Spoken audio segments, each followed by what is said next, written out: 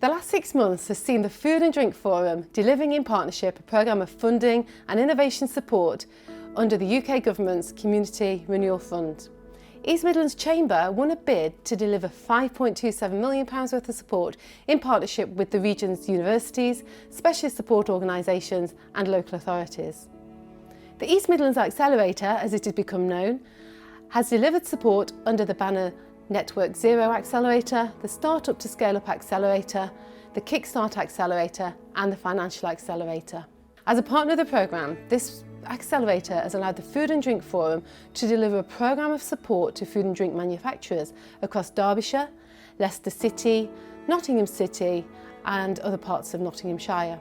I'd like to share with you this evening some of the work that has been delivered from peer-to-peer networks, decarbonisation support, technical and business support, delivery of 2 conferences around new product development and innovation and decarbonisation, practical workshops and a significant amount of investment through grants and vouchers. We're delighted to share some of the clients' thoughts on the programme and would like you to hear firsthand their experiences of being involved and later on an opportunity to try some of their amazing products. So sit back and relax and enjoy listening to our valued manufacturers from across the region. Hello, my name is Jeff Smith. I'm the owner of Lady Bower Fisheries in Derbyshire, or in the Peak District National Park. We're a trout fishery, been established for 11 years. The actual fishery has run since 1945. I'm here to introduce a new project that we've started called the Drowned Villages Smokery. Due to mainly we breed fish, there's a surplus requirement of fish that don't meet the grade. So it was one idea where we're looking at using that resource so it's not going to waste but actually using it as a food product. With the support from the Food and Drink Forum and with funding from the East Midlands Accelerator, we've been able to really finish the actual build process of the smokery with the support that we gained from the East Midlands Accelerator. We bought the smoker behind me and a vat packing machine, all, like I say, from manufacturers with good write-ups. With the support of the Food and Drink Forum, we've got to that stage really, helping us out for a number of years as this project seemed to get delayed due to certain things through work or with COVID. So we are now at the stage where we can start looking at the actual product. So through the Food and Drink Forum, we had a chap called Steve to come and look at our decarb, looking at ways of working efficiently. We've had the certificate. There's various subjects from LED lights, which we've already got, various things, and looking at a hydro system in the future, which we're in talks with getting quotes to look at that side. As well, we've got HACCP funding through the Food and Drink Forum for Richard Wigley to come and look at our HACCP to get all that ready, to sort it all out and to submit all the paperwork. In the next couple of weeks, we've got our MPD in a test kitchen with Zoe. So that is going to be very interesting to find out, obviously, different ingredients and things, to look at stuff that we would have never have thought of. So we're really looking forward to that. And then through the East Midlands Accelerator grant, we were able to purchase the smoker, which is our integral bit. That's what, and we're smoking fish, so we need the smoker. So we've got a real state-of-the-art that will see us through, hopefully everything through, to start with looking at curing meat, which is cold smoking, but it's got the potential as well to put hot smoking in. So hopefully that will support us in our journey with developing our unique smoked trout up here in the Peak District National Park. So hopefully you will get a chance to try our product in the buffet later. Hello, my name's Leah. I'm one of the co-founders of Origin Kitchen. It's a family business and there's 3 founders in the partnership, myself and my 2 sons, Sam and Ben. So we started the business about 2.5 years ago now in London, and we moved up to Nottingham about 9 or 10 months ago now. The reason that we did was in London we couldn't find premises which were big enough which would allow us to expand for a rent which was affordable. So I did some Google searching to look for premises that we might be able to move to, and we found South Glade Park. We're highly delighted, and so we've moved up to Nottingham and relocated myself, my 2 son's girlfriend, and now we all live in Nottingham. So the reason we started the business was my youngest son Ben became vegan, and then the rest of the family followed. And what we really missed was creamy natural food like dairy cream. And there are vegan alternatives available in supermarkets, but they're very artificial, and they don't have the same natural sort of taste and mouthfeel. So we thought we would have a go and make some products ourselves. So we started making cream cashew spreads first, and we make the cashews essentially like clotted cream. So we steam them and then we blend them at a high speed to make a creamy base. And then we mix those with vegetables and herbs, and that makes our savoury spreads. And then for our desserts, we take the same base and then we mix it with fruit, chocolate, agave, and so forth. And that's how we make our creamy puddings. So it's very important to us to minimise our carbon footprint as much as we can, and being vegan is part of that. So we were absolutely determined not to put our products into plastic single-use pots.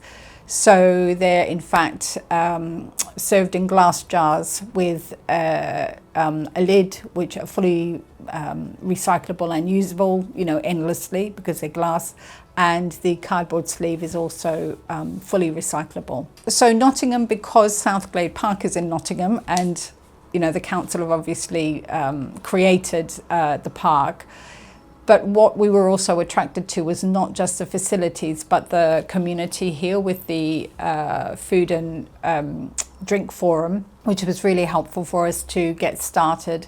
And they then linked us through into lots of other programs that we've really benefited from, such as the CRF programs. So our short-term plan is to continue expanding the channels that we have already, which is mainly servicing and selling our products through health food shops throughout the countryside. And so we do that by selling to distributors, and then the distributors sell to the health food shops. At this stage, we also do markets, mainly around the Midlands, because that helps with the cash flow. But also it's a great way to talk to customers and really find out what people think about our products and the positioning and the packaging. And that's actually really helped us refine. So it's been well worth doing. Longer term, our goal is to scale up and to get into the major supermarkets and large retailers. That's quite a long journey, and you just have to go sort of step by step, and yeah, keep trying, keep working with them, keep trying to improve the product, stay in contact. We've had a number of positive conversations with supermarkets, particularly Sainsbury's, who like the desserts but feel that we're still a little bit small. They'd like to see sales through some of the smaller chains first. But the thing is, we've got that relationship and we're working on that. So yeah, so that's what we're aiming to do. From the production side, we've invested in a Robocubo, which is a much bigger and more sophisticated method of production than we have now. So that will enable us to really ramp up our volumes so that we could service bigger clients like supermarkets. And it will also help maintain the quality, which is very important to us.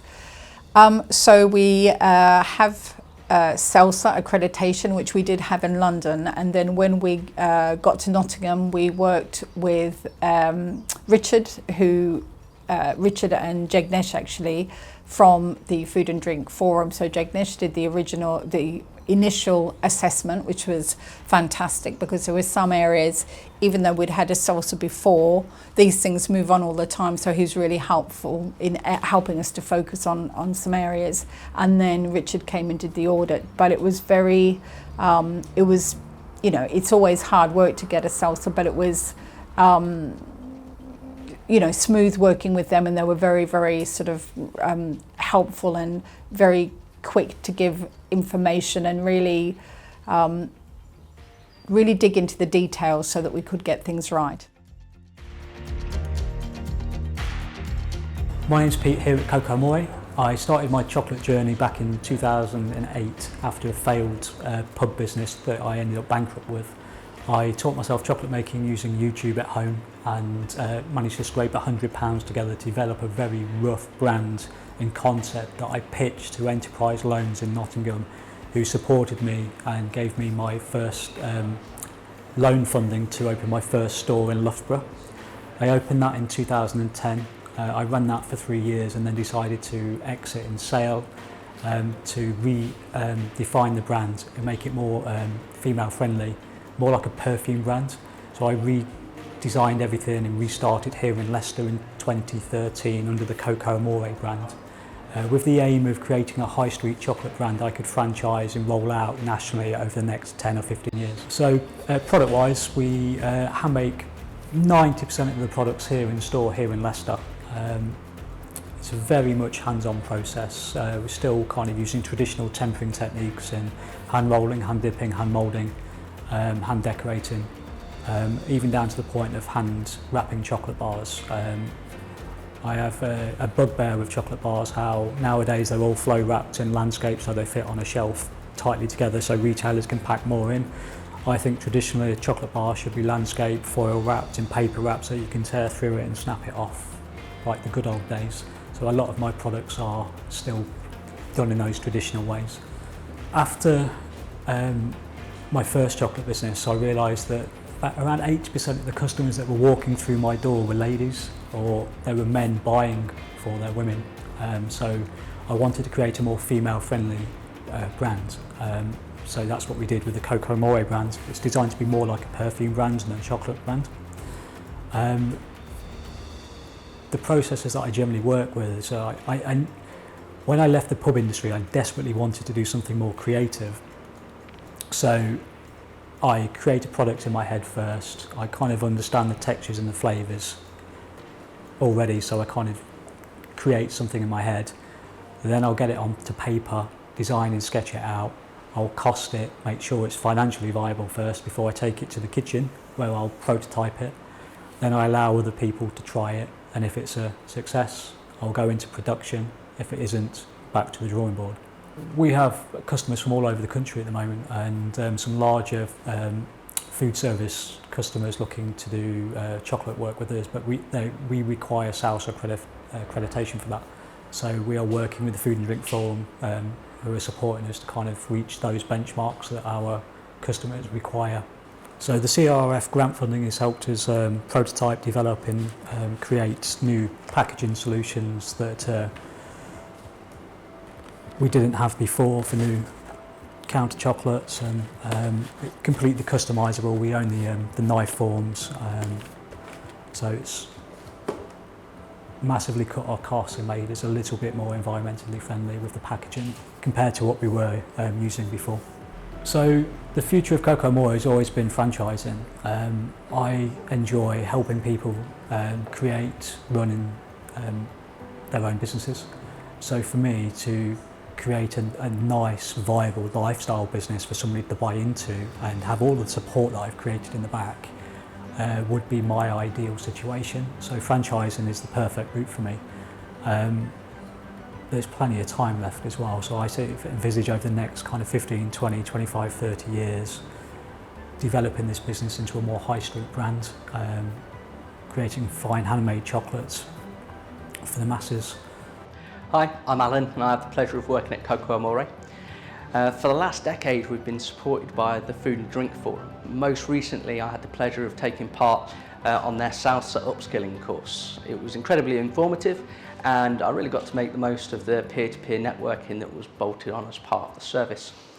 Also, coming up soon, we've got our carbon offsetting plan, which would really help the business save money and also increase our green credentials.